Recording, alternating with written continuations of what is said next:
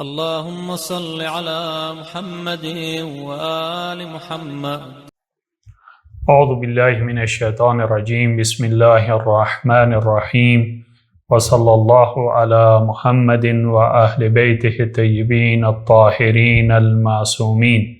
اللہم صل علی محمد وآل محمد.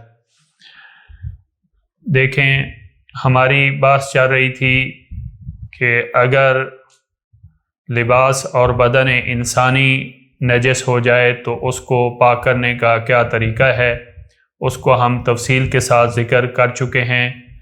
آج ہماری جو مورد بحث ہے وہ اگر برتن نجس ہو جائے تو اس کو پاک کرنے کا کیا طریقہ ہے.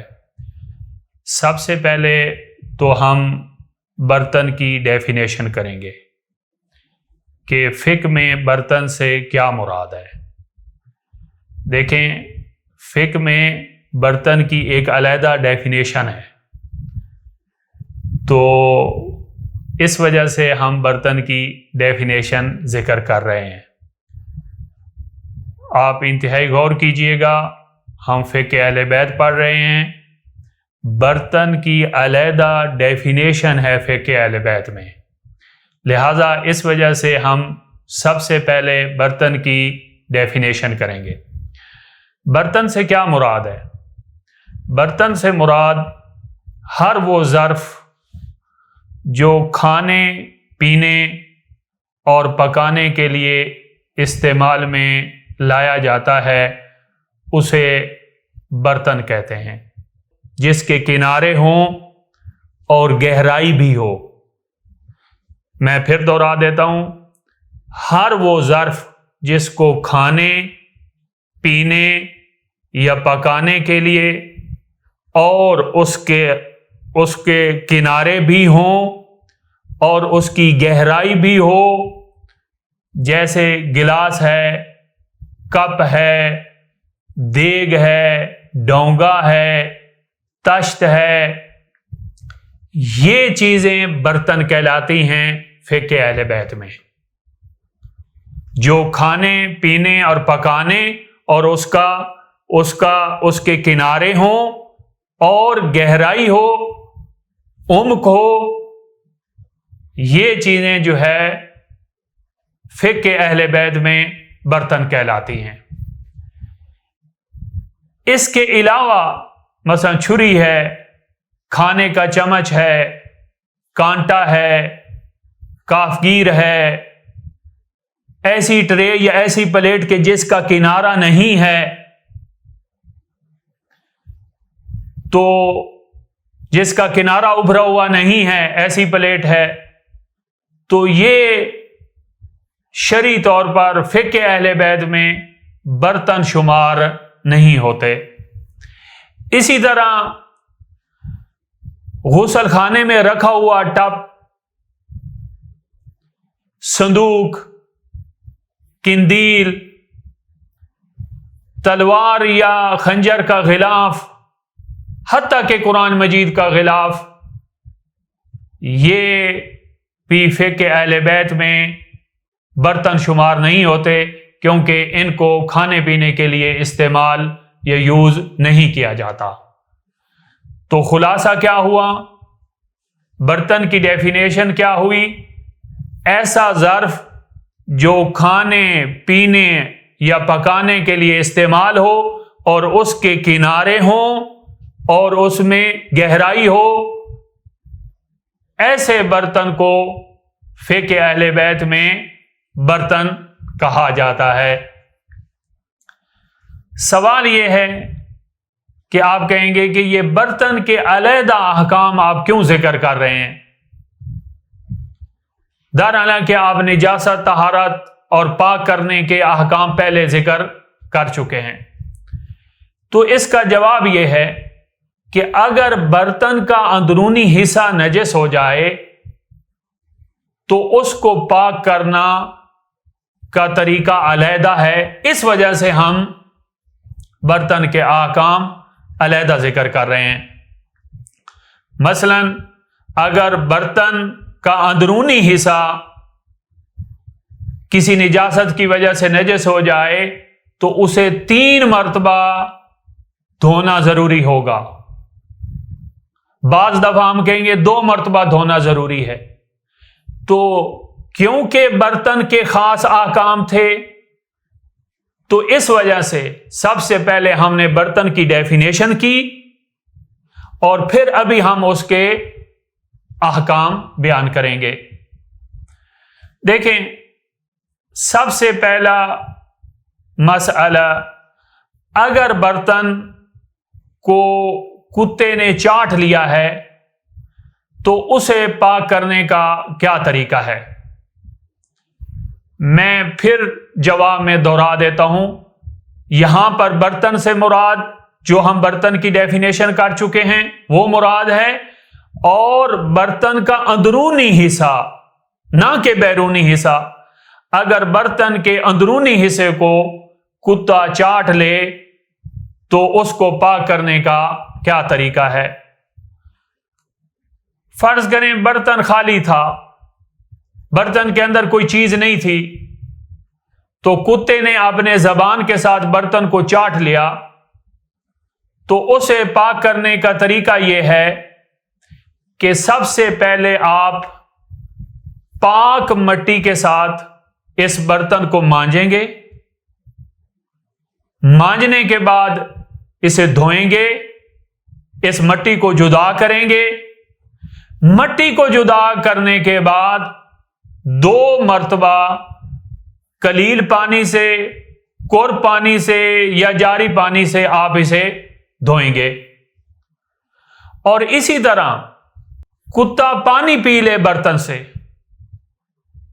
یا اور کوئی لیکوڈ چیز، کوئی مائع چیز پی لے، یعنی برتن خالی نہیں تھا، کتے نے چاٹا نہیں ہے، کتے نے برتن سے پانی پیا ہے، دودھ پیا ہے، اور کوئی لیکوڈ چیز پڑی تھی وہ پی ہے، تو اس کو پاک کرنے کا بھی طریقہ یہی ہے کہ سب سے پہلے آپ مٹی کے ساتھ مانجیں گے. مانجنے کے بعد، مٹی دور کرنے کے بعد 2 مرتبہ آپ قلیل پانی ہو، کور پانی ہو، جاری پانی ہو، اس سے آپ دھوئیں گے. ایک اور انتہائی اہم نقطے کی طرف آپ کی توجہ مبذول کروانا چاہتا ہوں. یہ ترتیب ضروری ہے اس کا لحاظ کرنا. یعنی پہلے آپ مٹی سے مانجیں گے، وہ مٹی دور کرنے کے بعد پھر آپ 2 مرتبہ دھوئیں گے. یہ نہیں ہو سکتا کہ آپ پہلے 2 مرتبہ دھو لیں اور آخر میں آپ مٹی کے ساتھ مانجیں. یوں برتن پاک نہیں ہوگا. دوسرا حکم، اگر کسی برتن میں کتے کا لعاب گر جائے، کتے کی کوئی رطوبت گر جائے، اسے کیسے پاک کیا جائے گا؟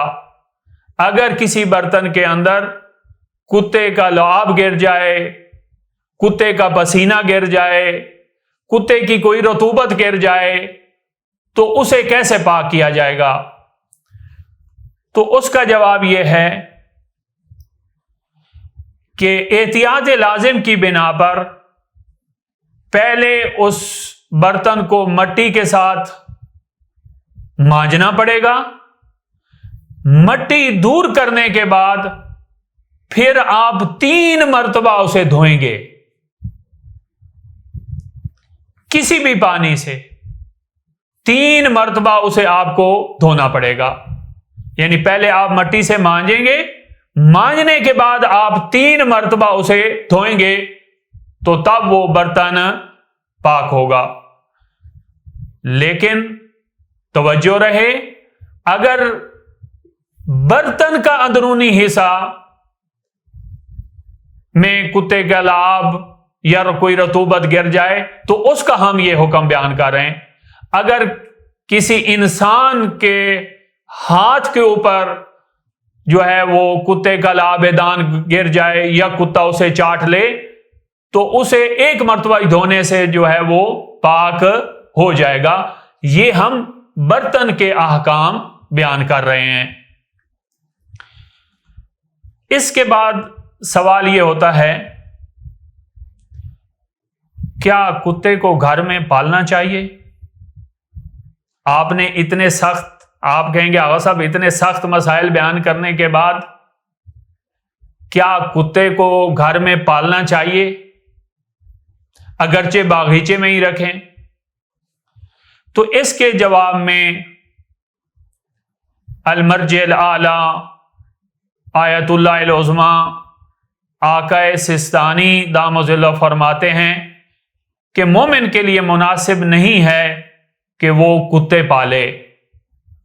دیکھیں، اگر ہم نے ترقی کرنی ہے تو ہم نے عبودیت میں ترقی کرنی ہے، کتے پالنے سے جو ہے وہ ترقی نہیں ہوتی۔ اور دوسری بات آقا صاحب فرماتے ہیں کہ اگر آپ گھر میں کتا رکھیں گے تو ہر ٹائم نجاست کا مسئلہ رہے گا۔ اگر دروازے کو کتے نے چاٹ لیا ہے تو دروازہ نجس، اگر گھر کی راہداری میں کتا جو ہے وہ ٹہر رہا ہے اور وہ تر ہے تو گھر کی راہداری نجس، اور یہ آگے آپ کے جسم کے ساتھ لگے گا تو آپ کا جسم نجس، یہ نجاست آپ کے بیڈ روم تک پہنچ جائے گی، یہ نجاست آپ کے جو ہے وہ کچن تک پہنچ جائے گی، اور لقمہ جو ہم کھا رہے ہیں یہ وہاں تک نوبت پہنچ جائے گی۔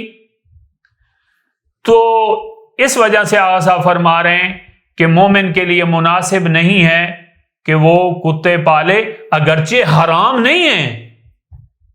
اگر آپ نجاست طہارت کا خیال رکھتے ہیں اور کتے کو سٹک رکھتے ہیں باغیچے تک اور علیحدہ ایک کونے میں، تو کتا رکھنا حرام نہیں ہے، لیکن ان نجاست اور طہارت کے مسائل کی طرف متوجہ رہنا ضروری ہے۔ اور بعض فقہا یہاں تک فرماتے ہیں کہ اگر گھر میں کتا ہو تو ایسے گھر میں نماز پڑھنا مکروہ ہے۔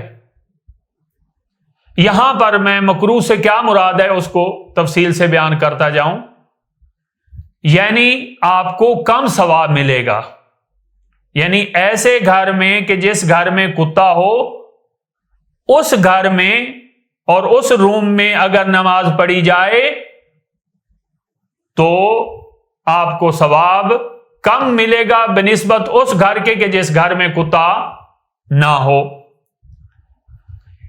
اس کے علاوہ اگر کوئی حیوان ہے آپ پالنا چاہتے ہیں تو کوئی حرج نہیں ہے۔ فرض کریں اگر سفید مرغ رکھیں، بعض روایات میں ہے کہ جادو اور ان چیزوں سے بچاتا ہے، تو باقی کوئی حیوان رکھنا چاہتے ہیں تو وہ آپ رکھیں۔ نجس العین کو اگر آپ رکھیں گے تو یہ نجاست طہارت کا مسئلہ رہے گا، اگرچہ رکھنا حرام نہیں ہے۔